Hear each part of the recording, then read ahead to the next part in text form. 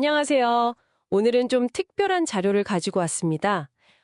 초등학교 4학년 꼼즈 학생이 직접 쓴 자신의 성장 기록인데요. 아, 네. 그 이야기군요. 네, 아주 짧은 글인데 이 아이가 어떻게 스스로 자신감이랑 자기 사랑을 찾아가는지 그 과정이 담겨 있어요. 그렇죠. 이 솔직한 기록 속에서 어쩌면 당신의 일상에도 적용될 만한 그런 깊은 통찰을 같이 한번 발견해 보려고 합니다. 네, 맞아요.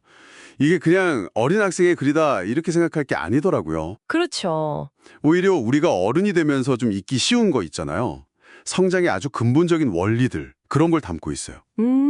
특히 그 자신을 알아차리고 또 어려움 속에서 다시 일어서는 힘, 뭐랄까, 회복 탄력성이죠. 네, 회복 탄력성. 그거에 대한 아주 생생한 증언이기도 하고요. 당신이 이 꼼지 학생의 여정에서 어떤 걸 딱 발견하게 될지 저도 궁금하네요. 일단 제일 먼저 눈에 띄는 게 역시 자신감의 변화인 것 같아요. 네네. 예전에는 친척들이 막 비교하고 그러니까 힘들었다는데 꿈속에서 자신을 무시하는 사람한테 그랬다는 거 아니에요?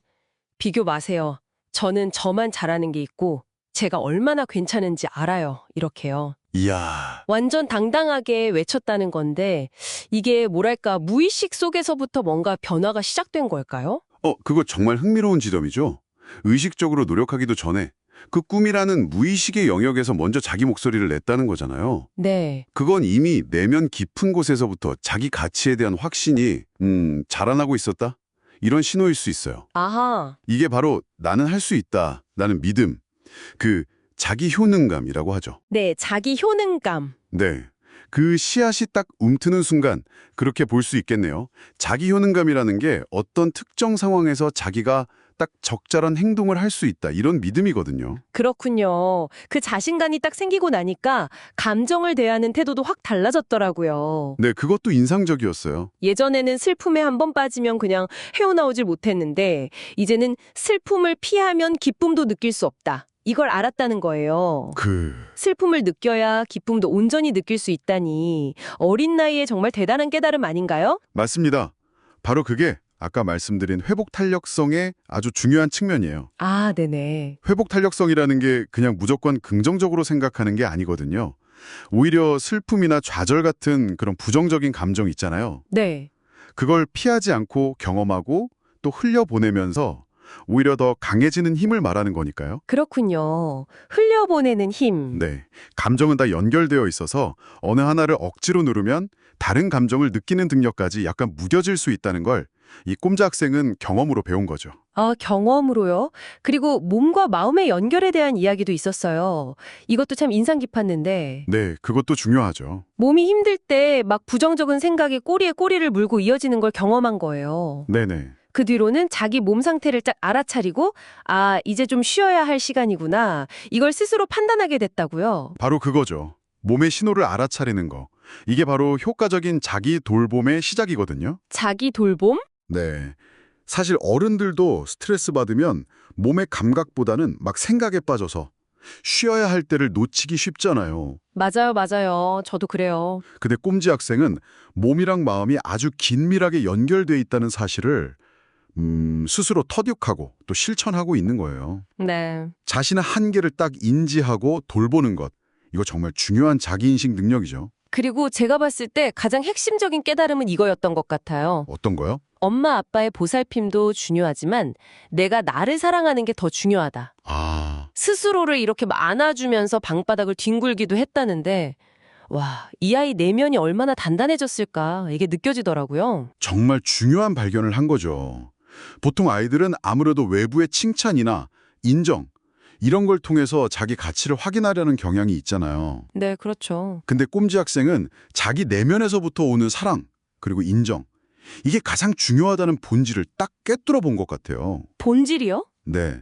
스스로를 막 안아주는 행동은 그 깨달음을 온몸으로 확인하는 상징적인 행위 같은 거고요.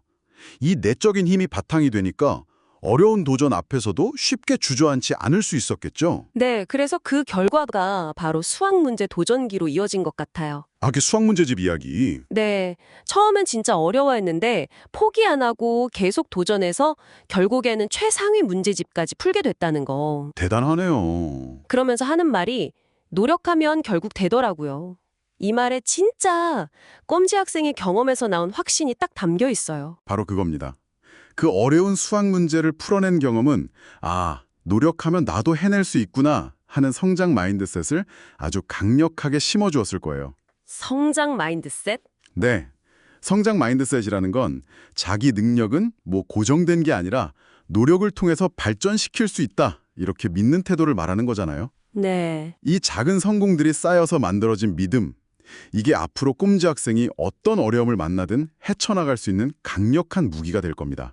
결국 되더라는 그냥 막연한 희망이 아니라 스스로 증명해낸 진리가 된 거죠. 와, 오늘 꼼지 학생의 이 짧은 글을 통해서 자신감, 또 감정 수용, 자기 돌봄, 그리고 자기 사랑까지 이게 어떻게 서로 막 연결되고 영향을 주면서 한 사람을 성장시키는지 정말 깊이 들여다본 것 같습니다. 네. 특히 노력하면 된다는 그 믿음을 스스로 만들어가는 과정이 정말 인상 깊었어요. 네, 그렇죠.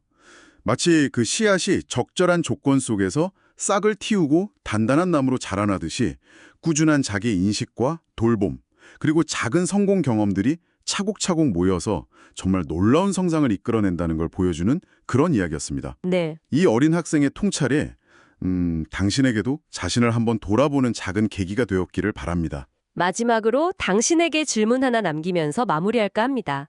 당신은 오늘 꼼지 학생처럼 당신 자신의 감정, 그리고 몸의 소리에 얼마나 귀 기울여 주셨나요? 그리고 스스로에게 어떤 따뜻한 말을 건네고 있나요? 다음에 더 흥미로운 이야기로 찾아뵙겠습니다.